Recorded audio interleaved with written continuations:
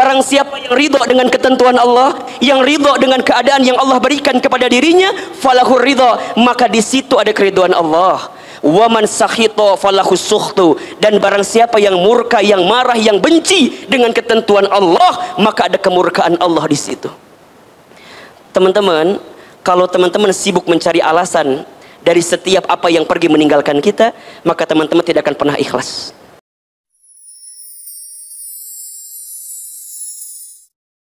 Topik kita sore ini adalah ikhlaskan, maafkan. Ahilman mau tanya, ikhlas itu susah atau mudah? Jawab, mudah atau susah? Susah atau mudah? Nah, kenapa ikhlas itu susah? Karena pahalanya surga. Kalau ringan, pahalanya kipas angin, ya. Kulkas satu pintu, ya. Terus apa lagi? Payung dan piring cantik, gitu ya. Ikhlas itu susah karena pahalanya surga. Memaafkan susah karena pahalanya surga. Maka setiap pahala yang besar itu pasti diiringi dengan ujian pengorbanan yang berat. Inna idhomal jazai ma'a idhomil balai. Sesungguhnya besarnya pahala itu tergantung beratnya ujian. Makin berat ujiannya, makin besar pahalanya. Kemudian kata Nabi SAW, Innallaha idza ahabba qauman ibtalahum. Sesungguhnya Allah, apabila Allah sedang mencintai seorang hamba, apabila Allah sedang mencintai suatu kaum, ibtalahum, maka Allah akan menguji kaum tersebut. Allah akan menguji hamba tersebut. Kenapa? Karena Allah mencintai hamba tersebut. Maka sesuatu yang harus menghadirkan keikhlasan, besar ujiannya, besar pengorbanannya, karena boleh jadi di dalamnya Allah siapkan pahala besar bagi kita karena sesuatu yang menyakiti kita. Maka ini quotes yang pertama dari Ahilman, ya. Nggak mau kalah sama Abah Muhajir gitu ya. Gini, pertama, cara kita memandang satu persoalan, ya, cara kita memandang satu masalah. Kalau kita melihat suatu masalah itu sebagai ujian yang berat, maka kita akan capek menerima itu. Tapi kalau kita melihat masalah itu atau ujian itu sebagai bentuk pesan cinta Allah kepada kita, maka kita akan ringan menerimanya. Maka teman-teman belajar, kalau dapat masalah, dapat ujian, maka masalah ujian itu adalah pesan cintanya Allah, berkah yang tersirat, pesan cinta yang tersurat, yang Allah berikan kepada kita karena Allah merindukan kita. Itu poinnya. Ini kan Ahilman dari wajahnya hampir sama semua, ya. Wajah-wajah banyak masalah kelihatannya ini. Atau wajah-wajah yang sedang diuji gitu. Ahilman ingin berikan kabar kepada teman-teman, kalau teman-teman sedang diuji, bergembiralah. Karena teman-teman sedang dirindukan oleh Allah Subhanahu wa Ta'ala. Jadi di antara ciri dan cara Allah merindukan seorang hamba dengan cara apa? Allah hadirkan ujian kepada hamba tersebut agar hamba tersebut ketika mendapatkan ujian itu dia jadi ingat ke Allah Subhanahu wa Ta'ala. Teman-teman nanti buka surat Al-Baqarah ayat 155 156. Abah sudah buka, saya langsung ngintip barusan di situ. Apa kata Allah? Walanabluwannakum bisyai'im minal khawfi wal ju'i wa naqsim minal amwali wal anfusi wath thamarati wa basyiris sabirin. Dan pasti kata Allah, kami akan menguji kamu sekalian bisyai'in, dengan sesuatu yang sedikit saja, dengan sesuatu yang kecil saja. Ini yang jarang kita kupas sebenarnya, ya. Teman-teman, kita ini suka ngerasa begini, kalau lagi dapat masalah, seakan masalah-masalah itu berat, ya. Padahal sebenarnya dalam pandangan Allah masalah itu kecil. Ini rumus. Jadi kalau teman-teman dikasih masalah, ingat masalah kita kecil, tapi nikmat yang Allah berikan besar. Jangan kebalik. Kita mah kadang-kadang sok pinter ngitung masalah dibanding ngitung nikmat. Betul nggak? Kalau dikasih nikmat kadang-kadang kita ngerasa saeutik, dikasih masalah asapang loba masalah nak. Lihat wajah saya. Kumaha? Kuleuh. Da loba masalah teh ya meureunnan. Emang kumaha gitu? Kadang-kadang masalah tuh nggak seberapa, tapi kita yang seringkali merasa paling besar masalahnya. Maka tolong teman-teman, ya, catat baik-baik. Ya Allah, masalahku berat, iya, tapi aku tenang karena aku punya Allah yang maha besar. Catat status yang kedua itu.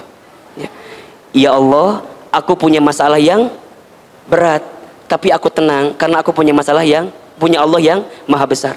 Jadi masalah itu kecil sebenarnya. Makanya dilanjutkan apa di antara persoalannya? Satu, minal khauf, manusia diuji dengan ketakutan, wal ju'i, dan kelaparan, wa naqsi minal amwal, dan kekurangan harta. Ya, teman-teman kalau udah ngurusin harta pasti kurang terus, betul nggak? Ya, sudah punya gaji 3 juta, kurang atau tidak? Kurang. Kalau kita lihat orang gajinya 5 juta, dikasih gaji 5 juta, lihat orang gaji 7 juta, kurang atau tidak? Kurang. Maka kita diajarkan kalau urusan dunia jangan lihat ke atas, kunaon cangkel gitu, nyeri. Urusan dunia lihat ke bawah, urusan akhirat lihat kemana? Lihat ke atas. Teman-teman kalau urusan dunia lihat ke samping, lihat ke atas capek. Tetangga beli kulkas, orang kedinginan, ayah. Tetangga beli kompor gas, orang kepanasan. Tetangga beli mobil baru, kita katabrak. Udah cicing di harapan mobil tetangga orang. Tetangga masang parabola, orang minum Paramex. Jadi serba salah. Kalau urusan harta emang nggak ada habisnya, betul apa enggak? Ujungnya naon? Iri, punten mohon maaf, dengki, iri we kabatur teh. Oh cenah, mobil anyar, paling menang maling. Tuh, mobil kumaha malingna. Iya, teman-teman kadang-kadang sok julid kabatur, nanya, si eta geus nikah, padahal beungeutna teh sakumaha. Da perasaan alusan orang beungeutna teh. Nah hanya ulah julid teman-teman, ulah kitu. Eta teh tanda orang iri kabatur. Lebih baik batur jore payu dibanding orang ke rumah jore teu payu deh. Jadi matakna duh soklah sing buru-buru nikah aminnya. Sayang nih jamaah teman hijrah nih GGM ganteng-ganteng mubazir. Sok sarua nih ieu ge sarua GGM. Naon Ahilman? Ganteng-ganteng muhajir. Jadi kadang-kadang ada sifat itu ya, kurang harta gitu. Terus apalagi wal anfus, kegoncangan jiwa, sehat dikasih ujian sakit ya. Dan kadang-kadang ujian jiwa itu juga datang dari orang-orang terdekat kita. Seorang anak diuji oleh orang tuanya, orang tua diuji oleh anaknya, pasangan diuji oleh pasangannya, termasuk oleh orang-orang yang pernah dekat dengan hati kita, yang kemudian nanti dia pergi meninggalkan kita. Di situ babnya nanti. Sampai wathamarot, ada harapan yang tak kunjung jadi kenyataan. Apa kata Allah? Kalau kalian diberikan ujian-ujian itu, maka tolong catat, wabashir, kalian itu lagi dikasih kabar gembira sama Allah. Jadi kalau ada yang diuji dengan ketakutan, diuji dengan kelaparan, kekurangan harta, kegoncangan jiwa, dan harapan yang tak kunjung jadi kenyataan, tolong teman-teman catat, Allah sedang memberikan kabar gembira. Bagi siapa Ahilman? As-sabirin, bagi orang-orang yang sabar. Siapa orang yang sabar itu? Alladzina idza asabathum musibah qalu inna lillahi wa inna ilaihi rajiun. Orang yang sabar itu yang ketika ditimpa musibah dia hanya mengatakan semua datang dari Allah dan akan kembali kepada Allah. Semua milik Allah dan akan kembali kepada Allah. Itulah ikhlas. Jadi ikhlas itu apa Ahilman? Ikhlas itu saat kita berharap bersandar kepada Allah dalam setiap urusan kita. Maka kalau sekarang teman-teman belum ikhlas, apa jawabannya? Coba Ahilman tanya. Kalau kita belum ikhlas, berarti apa jawabannya? Kita masih berharap kepada siapa? Kepada manusia. Berarti kita masih belum berharap kepada Allah seutuhnya. Kita masih berharap kepada manusia. Teman-teman, ada orang yang pernah dekat dengan diri kita, pernah ada di hati kita, kemudian dia pergi meninggalkan kita. Sakit atau tidak? Di mana sakitnya? Di dia. Sakit Ahilman. Kita berharap banyak, berharap besar sama dia, tapi kemudian dia nggak sesuai ekspektasi kita. Bukan salah dia yang pergi meninggalkan kita, salahnya kita terlalu berharap kepada dia. Catat status hari Rabu itu. Jangan menyalahkan orang yang pergi meninggalkan kita, jangan. Tapi salahkan kita yang terlalu berharap kepada orang itu, sehingga ketika dia pergi meninggalkan kita, jadi sakit hati kita karena terlalu berharap kepada manusia yang tak pantas jadikan harapan. Sering kali Ahilman sampaikan, berharap kepada manusia itu adalah patah hati yang disengaja. Makin berharap, makin siap patah hati dalam hidup ini. Maka belajarlah untuk mengikhlaskan, kembalikan ke Allah. Ingat ya, Ikhlas itu bukan tidak berharap, ikhlas itu berharap, tapi berharapnya kepada siapa? Kepada Allah. Maka apa nanti cirinya orang yang ikhlas? Dia yakin semua yang terjadi atas skenario Allah, dan kalaupun Allah mengizinkan orang itu pergi dari hati kita, karena Allah tahu orang itu bukan yang terbaik untuk kita. Allah tahu kamu itu bisa menemukan yang lebih baik daripada dia yang pergi meninggalkanmu. Pertanyaannya, sah Ahilman? Teuing. Ahilman kita apal. Cuman yang jelas ikhlas ini adanya di sini nih. Belajar tadi kata Abah yang pertama apa? Ridho. Menerima, tarimakan. Memang sudah terjadi. Teman-teman gak boleh ya bilang begini, coba dulu ya, seandainya dulu begini ya, coba kalau aku gak kenal sama dia ya, coba, enggak boleh. Sesuatu yang sudah terjadi tidak boleh kita mengatakan hakada, seandainya hakada. La, teman-teman katakan qadarullah wa ma syaa fa'ala. Sudah jadi ketentuan Allah dan Allah menghendakinya. Kadang kita tuh nggak sadar ya, boleh jadi Allah pernah mengizinkan kita untuk mengenal tentang dia karena Allah sedang mengajarkan kepada kita tentang arti kehilangan dari seseorang yang kita cintai itu. Allah sedang mengajarkan kita bahwa berharap kepada manusia itu nggak enak banget, sakit banget. Kadang-kadang kita tuh butuh ngerasain sakit hati sedikit gitu ya. Kadang-kadang kita harus ngerasain sesuatu yang sakit karena ada pesan gembira yang Allah siapkan untuk kita. Maka kalau sekarang punten ya, teman-teman masih ngungkit, Ustadz coba begini, aku teh kurang apa ya? Kurang gelis merenan. Yang Ikhwan nanya, aku teh kurang apa ya? Kenapa dia pergi meninggalkan saya? Hiji, kurang duit. Lamun orang sibuk, kalau kita sibuk mencari alasan, capek. Karena akan ada selalu beribu alasan yang menguatkan engkau untuk tidak ikhlas. Itu setan. Jadi kalau teman-teman udah bilang, kenapa ya? Kenapa? Makin sombong kita. Harusnya kan dia tuh mengerti, aku tuh begini. Makin banyak mencari alasan, makin tidak akan bisa ikhlas kita menghadapi setiap ujian. Udah, balikin aja ke Allah. Terima. Jangan pernah menghina keadaan. Karena malam pun tidak pernah menghina takdirnya menjadi gelap. Jangan pernah menghina keadaan. Karena daun pun tidak pernah marah kepada angin yang membuat dia terjatuh dari ranting pohonnya. Jangan minta diulangi deh. Pohon deh akhirnya ngomong naon dia teh. Terimakan aja, terima, ridho. Maka tadi lanjutkan hadisnya, faman rodiya falahur ridho. Barang siapa yang ridho dengan ketentuan Allah, yang ridho dengan keadaan yang Allah berikan kepada dirinya, falahur ridho, maka di situ ada keridhaan Allah. Waman sakhito falahu sukhtu. Dan barang siapa yang murka, yang marah, yang benci dengan ketentuan Allah, maka ada kemurkaan Allah di situ.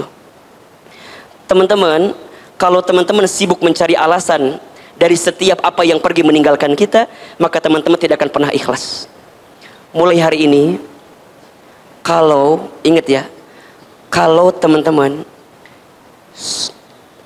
merasa sudah tidak ada lagi pundak manusia yang bisa dijadikan sandaran, kalau sudah tidak ada lagi telinga manusia yang bisa mendengarkan perasaan hati kita, sudah saatnya tempat bersujud menjadi berbisik terbaik untuk kita bermohon kepada Allah Subhanahu wa taala. Kalau bahasa kita mah nges atuh, kembali ke Allah, back to Allah. Boleh jadi selama ini hidup kita terlalu berharap kepada makhluk, kepada manusia, sehingga kita dibuat sakit hati dengan keadaan itu. Ikhlas melepaskan, ridho menerima. Maka nanti ada dua istilah ya, ada ridho, ada ikhlas. Apa bedanya? Ridho itu saat menerima, ikhlas itu saat apa? Saat melepas. Makanya ada lagu kan? Apa lagunya? Melepas dengan ikhlas. Lagu saya teteh Lesti apal. jadi gini. Oke, kalau teman-teman dapat sesuatu yang menyakitkan, apa sikapnya? Ridho, terima. Kemudian teman-teman berusaha untuk tegar, apa sikapnya? Ikhlas. Terima keadaannya, ikhlas melepaskan keadaan itu. Ngelepasinnya kemana? Ngelepasinnya ke Allah Subhanahu wa taala. Ya Allah, ternyata orang yang pernah aku berharap kepadanya, kemudian dia pergi meninggalkanku ya Allah. Aku terima keadaan ini dan aku berharap kepadamu ya Allah, berikan pengganti yang lebih baik dari sakit hati yang pernah aku rasakan. Maka apa yang kedua? Maafkan. Maafkan itu kan saat orang menyakiti hati kita, betul apa enggak? Teman-teman berbuat baik sama orang, Kan normalnya pengennya orang tuh berbuat baik lagi sama kita, betul apa enggak? Kan orang yang sakit hati tuh begitu tuh. Orang kita udah berbuat baik, tapi orang nggak berbuat baik sama kita. Jadinya apa? Sakit hati, kan gitu ya. Ahilman yakin, teman-teman yang belum bisa ikhlas, kira-kira di antara sebabnya karena itu. Aku teh udah berkorban untuk dia. Aku teh udah ngasih banyak untuk dia. Tapi kemudian dia pergi mencampakkan aku. Kan itu bahasanya gitu. Aku udah ngasih sekian, aku memberi sekian, berkorban sekian. Kan harusnya dia tuh balas lagi lebih baik dong ke aku. Harusnya dia tuh peka dong ke aku. Kan itu pengennya kita, betul apa enggak? Tiba-tiba orang yang sudah kita berkorban, kemudian dia pergi ninggalin kita, kita sakit. Kenapa? Karena kita berharap kebaikan dari dia. Betul apa enggak? Maka disitulah Allah sedang siapkan pahala untuk kita. Pahalanya apa? Pahala memaafkan. Teman-teman sayang, kalau semua orang berbuat baik kepada kita, semua sama, bagaimana mungkin kita bisa mendapatkan pahala memaafkan? Justru Allah itu boleh jadi menakdirkan ada orang-orang yang menyakiti kita, ada orang yang menzalimi kita, ada orang yang mengkhianati kita, ada orang yang menggores luka di perasaan kita, sengaja. Agar apa? Agar kemudian Allah titipkan pahala kepada kita. Pahala apa? Pahala memaafkan. Jadi nggak apa-apa kalau ada orang yang menyakiti kita. Nggak apa-apa kalau ada orang yang melukai perasaan kita. Karena Allah sedang menyiapkan pahala untuk kita. Apa pahalanya? Pahala memaafkan. Dan teman-teman tahu, ada 3 amalan yang akan membuat seorang hamba dibangunkan istana di surga. Apa di antara amalannya? Yang pertama, falyafu amman dolamaka. Maafkanlah orang yang pernah menyakitimu. Yang kedua, waliyu'ti man haramaka. Memberilah kepada orang yang tidak memberi kepadamu. Memberilah kepada orang yang tidak baik kepadamu. Dan yang ketiga, wal yasil man qata'aka. Sambungkanlah silaturahmi dengan orang yang pernah memutuskannya dengan dirimu. Maafkan orang yang pernah menyakitimu. Memberilah kepada orang yang tidak berbuat baik kepadamu. Dan sambungkan silaturahmi dengan orang yang pernah memutuskannya dengan dirimu. Allah tidak meminta kita untuk melupakan, tapi Allah meminta kita untuk memaafkan. Ahilman, aku sulit melupakan dia. Memang susah. Makin berusaha melupakan, makin gak bisa. Maka apa perintahnya? Maafkan saja. Maafkan itu berarti gimana Ahilman? Kita percaya kebaikan yang kita lakukan pasti balasannya juga kebaikan. Kalau bukan dari orang itu, Allah menyiapkan pahala kebaikan untuk kita. Teman-teman jangan khawatir ya. Jangan pernah berpikir gini, aku sudah berbuat baik, tapi kok orang gak berbuat baik sama saya. Jangan pernah berpikir begitu. Karena dalam pandangan Allah, setiap kebaikan pasti balasannya adalah kebaikan. Hal jazaul ihsan illal ihsan. Tidak ada satu kebaikan pun kecuali balasannya adalah kebaikan. Famay ya'mal mithqala dzarratin khairan yarah wa may ya'mal mithqala dzarratin syarran yarah. Barang siapa yang berbuat kebaikan walaupun sebesar biji dzarrah, Allah pasti membalas kebaikan itu. Dan barang siapa yang berbuat keburukan, disembunyikan, dirahasiakan, ditutupi, walaupun sebesar biji zarrah, Allah pasti membalas setiap keburukan itu. Teman-teman sayang, kalau kita udah berbuat baik sama seseorang, tapi kemudian dia tidak membalas kebaikan kita, jangan pernah putus asa, karena Allah sedang menyiapkan pahala yang lebih baik untuk kita. Apa syaratnya? Maafkan kesalahannya. Ustadz, tapi enak di dia, kata siapa? Teman-teman, jangan mengira orang yang berbuat buruk sama kita nggak dapat balasannya. Mereka dapat balasannya, tapi bukan kita yang membalas. Biarkan Allah yang membalas. Kalau orang berbuat buruk sama kita, kemudian kita berbuat buruk lagi sama orang, bedanya kita sama dia apa? Betul apa enggak? Ustadz, dia selingkuh. Emangnya aku nggak bisa? Aku juga bisa. Punten, misalnya nanti teman-teman berumah tangga ya. Pas berumah tangga misalnya pasangan kita, punten mohon maaf, menyakiti hati kita, jangan dibalikan. Ustadz, emang pasangan saya aja yang bisa nyakitin saya juga bisa. Saya juga masih lumayan. Mana wajah aku cantik, badannya juga bagus. Teman-teman jangan pernah berpikir, jangan pernah berpikir membalas keburukan orang kepada kita. Kalau teman-teman berpikir membalas keburukan orang sama kita, berarti kita kehilangan potensi kebaikan dari Allah Subhanahu wa taala. Ikhlaskan, maafkan. Lepaskan sesuatu yang pergi dari kita. Maafkan setiap kesalahan dia yang pernah menggores hati dan perasaan kita. Yakin Allah sedang menyiapkan yang terbaik untuk kita.